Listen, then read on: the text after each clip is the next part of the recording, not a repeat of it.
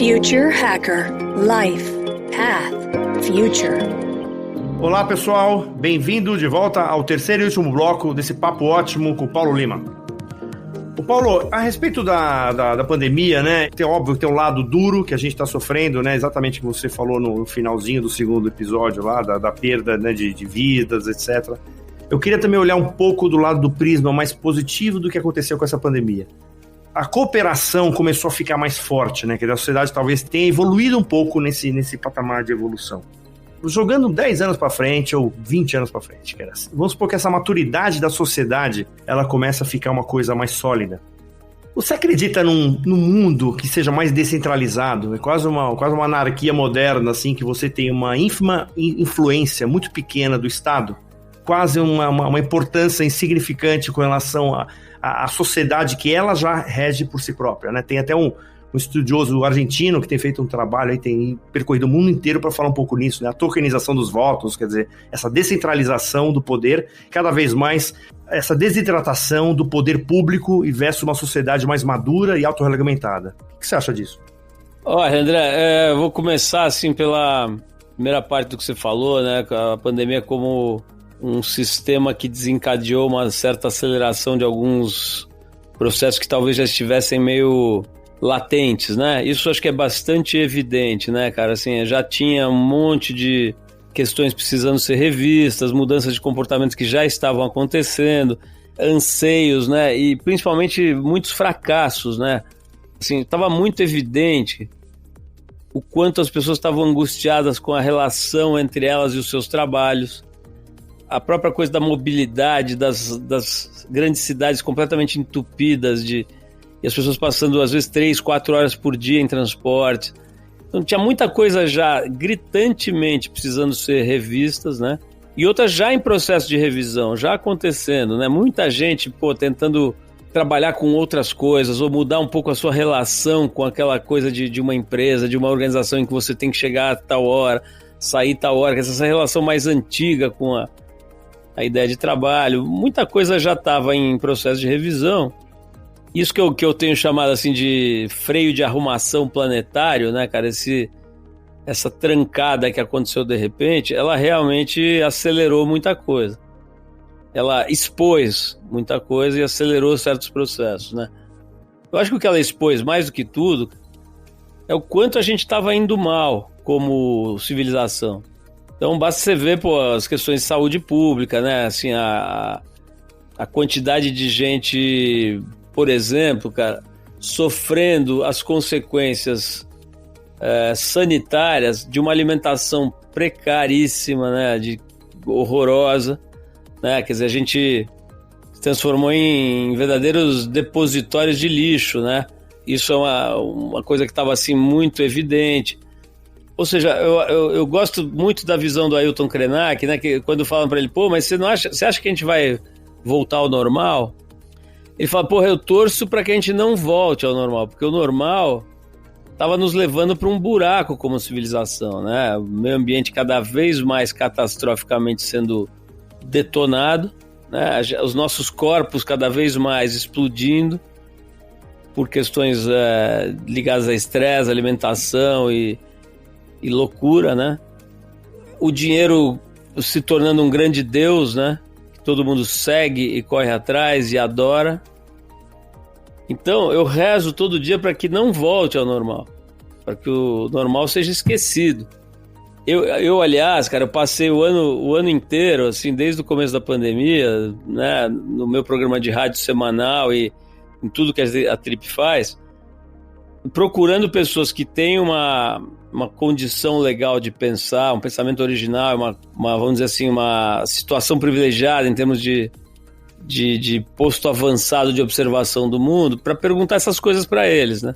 E o denominador comum, assim, que eu encontrei é isso, assim, a pandemia expôs a nossa fragilidade, inclusive física, né? Engraçado que o meio ambiente totalmente detonado, né? E a doença, cara, a pandemia faz com que a gente não consiga respirar, né?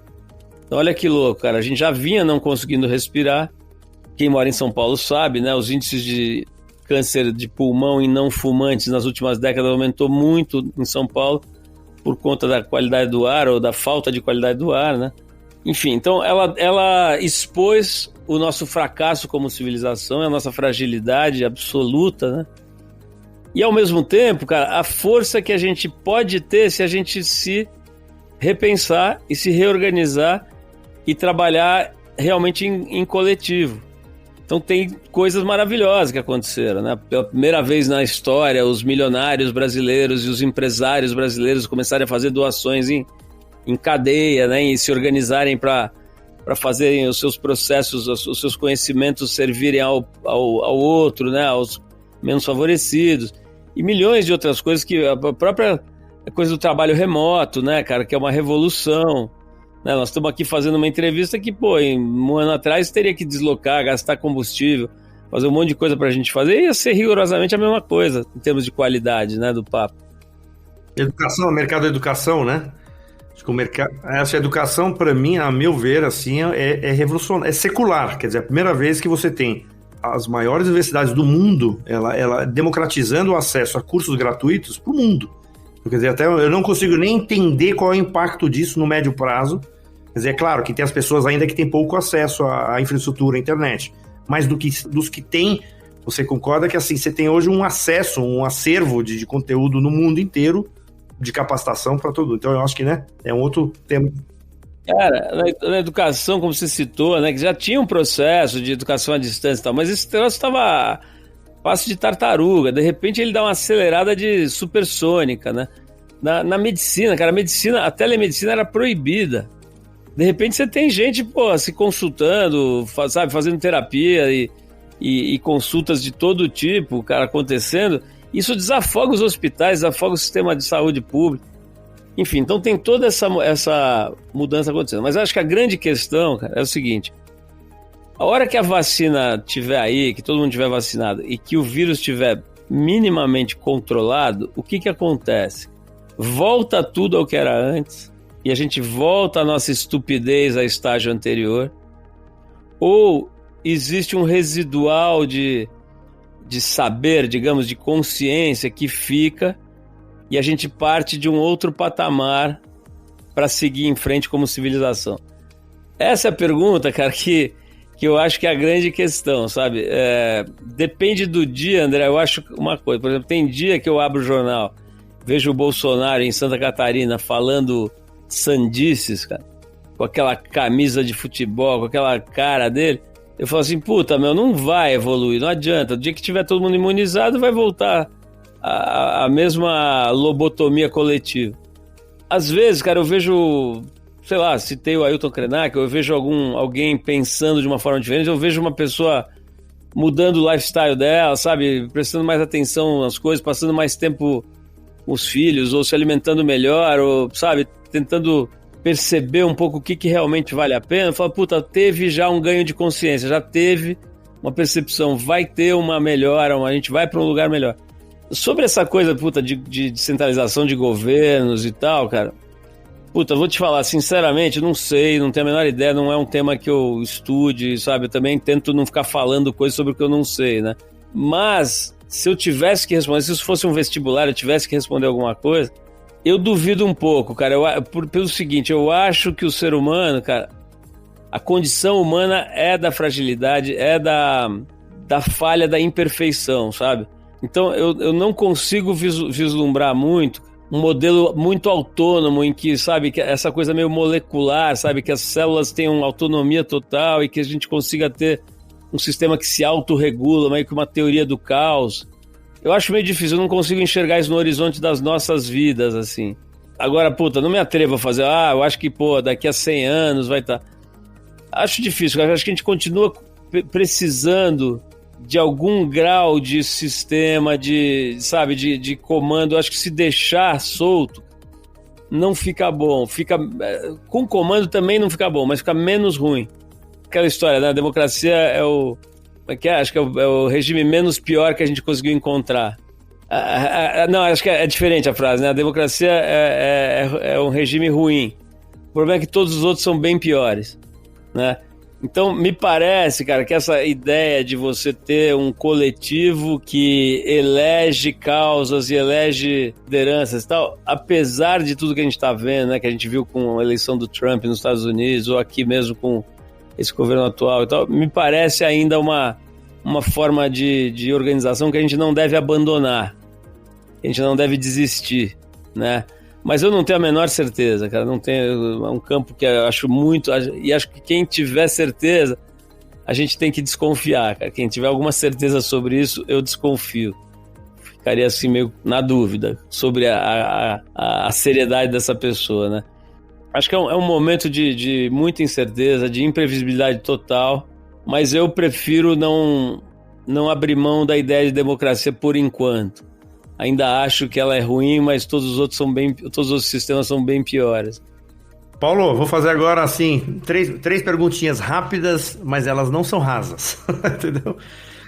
O que dá mais clareza, cara? O raciocínio ou a intuição, cara? Assim, de bate-pronto, eu acho que é a intuição. Mas, sem querer cair no chavão, o ideal é se você conseguir temperar a intuição com um raciocínio, né? Às vezes você não tem essa possibilidade. Eu vou no feeling, sabe? No coração, eu sempre fui. Eu não sou um cara de ímpeto de tomar decisão. É por aqui, vamos lá, galera. Tal. Eu sou mais de cercar todas as alternativas e de tentar mitigar o máximo possível, fechar as frentes de erro. Tem um pouco essa... Mas se tiver que escolher... Eu acho que é a intuição. Eu acho que a gente, qualquer dia, vão dissecar um ser humano e descobrir umas antenas, umas parabólicas, sabe, em algum lugar do corpo humano que a gente tem, né, cara? A gente tem. Eu até arrisco dizer que eu acho que as mulheres têm mais. Essa é uma questão polêmica e tudo, mas eu acho que as mulheres, por alguma razão que eu desconheço, têm um grau de sensibilidade aguçado. Então, se tiver que escolher, eu vou na intuição. O que é verdade e o que é percepção das nossas mentes, meu? Cara, não tem essa... Assim, eu acho que não tem essa resposta, né? Assim, dependendo do ângulo que você quiser olhar, cara, isso aqui pode ser tudo uma matrix, pode ser tudo... Né? Depende do ângulo filosófico que você queira ver, né?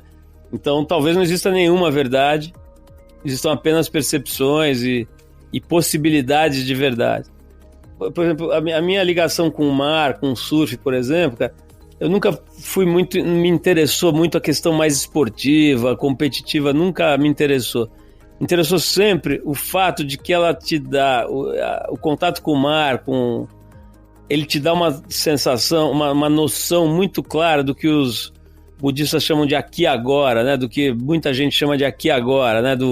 Dessa coisa de que isso aqui é real, né? Eu estou presente aqui. Eu posso, inclusive, morrer a qualquer momento, eu posso ser destroçado pelo oceano, eu posso sair dançando com as ondas, tudo pode acontecer, mas isso aqui é real, sabe? Então eu acho que o contato com a natureza, cara, sei que isso é, o maior clichê do mundo, não importa, não ligo pra isso. Eu acho que o contato com a natureza, ele tem um impacto sobre a nossa bioquímica e a nossa estado espiritual extremamente importante, sabe? Que a gente não tem ainda a devida clareza sobre isso. Os bioquímicos estão estudando, os psicólogos e psiquiatras estão estudando, existem muitos trabalhos interessantes, por exemplo, pessoas que têm doenças mentais importantes, o que acontece com elas quando são colocadas num ambiente de natureza bruta, assim, é uma melhora generalizada. Então eu acho, cara, que inclusive a ideia de Deus, né, da divindade, coisa, tá nessa sensação de presença, de inteireza que você tem em certos momentos de integração com a natureza, né? Então por isso que eu tento ficar assim em contato com o mar, essas coisas, o máximo que eu posso, porque ali você tem uma sensação de isso aqui é real, cara. Isso aqui tem, o resto é meio... Agora, se quiser mudar a lente do óculos e tal, imaginar que aquilo também é uma percepção sua, que são coisas que você está elaborando e tal, essa é uma dessas questões que não vão ter resposta nunca, né? Mas eu gosto de pensar que essa coisa assim de você estar com o pé na grama, assim, isso é real. Isso é verdade. Legal, meu. Muito bom. Paulo, chegamos aqui ao final, cara. Maravilhosa a entrevista, cara. Eu queria que você deixasse aí as suas últimas considerações aqui, deixar esse espaço aberto quando você quiser voltar, cara, porque é sempre legal. É muito legal, cara, essa inovação que não está só atrelada, né, à tecnologia, né? Quando a gente está falando aqui, né, do Future Hacker, é por isso que a gente quer falar com várias áreas, né? A gente não quer falar só com a área de tecnologia, a gente quer falar com áreas humanas, quer dizer, e é exatamente esse o objetivo, porque eu acho que tem a inovação que não é aquela não só na evolução tecnológica, né? Tem inovação de visão de comportamento humano, que é uma coisa que você já é catedrático aí já há 40 anos, né? Mas eu queria que você deixasse aqui as tuas últimas palavras aqui, Paulo. Bom, André, obrigado. Então eu vou fazer uma espécie de declaração final misturado com merchan, que é o seguinte. Primeiro, assim, sobre essa coisa de tecnologia, cara, eu acho fascinante tecnologia, eu já te falei isso, eu sempre fico fuçando, não sou um cara assim que, não quero saber, quero ficar longe, zero, cara, ao contrário, né? Dentro das minhas limitações, estou sempre procurando, mas me interessa sempre o impacto dessa tecnologia sobre o seu espírito. É exatamente nesse lugar que está o fascínio da gente, sabe? Então a gente adora tecnologia, todo tipo, isso nos interessa muito, mas é sempre nesse aspecto, inclusive para o mal, né? Por exemplo, agora eu acho que a gente devia estudar mais o impacto nocivo das telas sobre as crianças, né? Acho que é um tema que está bem assim, subestimado. E ao mesmo tempo, tudo que a inteligência artificial pode gerar de coisas maravilhosas e tal. Agora, o que eu quis dizer aí com o negócio do merchan é o seguinte, a gente faz o prêmio Trip Transformadores há 14 anos, né? Basicamente, a ideia é encontrar 10 pessoas que personifiquem o grito de guerra do prêmio, que é assim, a gente acredita que as coisas só vão ficar boas de verdade quando estiverem boas para todo mundo. Essas 10 pessoas são as mais diferentes entre si. Tem desde casos reais, tem desde um bilionário que resolve começar a investir seriamente em educação, até um cara que morava debaixo da ponte e faz uma academia de boxe para os dependentes químicos começarem a fazer atividade física. Quer dizer, as mais diferentes pessoas que entenderam que o legal, cara, é quando você empresta o que você tem de melhor e troca com os outros, né? E oferece para os outros. Essa história, cara, como ela não pode mais acontecer como era antes, que era um grande evento no Auditório Ibirapuera para 1.000 pessoas e tal, nós passamos o ano inteiro passado pensando o que fazer com isso. E a gente resolveu usar a tecnologia. Tanto o sistema maravilhoso das redes sociais, os influenciadores, etc., como a TV aberta, que é uma tecnologia mais antiga, mas extremamente potente ainda. Então nós estamos fazendo, através de influenciadores das redes sociais, a escolha de um desses 10, e o prêmio vai se transformar numa série de 5 programas de televisão que vão para o ar em horário nobre semanalmente. Provavelmente vão ser, não sei se vão ser quintas-feiras ou quartas, mas assim, 5 semanas seguidas na TV Cultura, com encontros entre esses homenageados e pessoas notáveis da sociedade, algumas muito famosas. Posso citar aqui o Fernando Meirelles, o cineasta, e outras figuras assim notáveis, né? Que vão se encontrar com esses homenageados e revelar quem eles são a partir das suas óticas. Então a gente vai ter esse projeto acontecendo agora, provavelmente fim de abril, começo de maio. E eu acho que é o melhor jeito de eu me despedir aqui é dizendo aquilo que eu acredito, aquilo que eu faço e convidando todo mundo para ficar perto. Então se você tiver curiosidade sobre isso, vai lá, na própria trip.com.br você vai achar lá o Trip Transformadores e ver como é que essa coisa funciona. Enfim, que através dessas coisas que a gente faz, a gente consiga conectar o coração das pessoas que têm essa mesma visão de mundo, né? Essa mesma vontade de ser útil para os outros, né? De ser capaz de não passar por essa vida de uma forma meio boba, né? Meio gratuita, e, enfim, que deixa alguma coisa para os outros.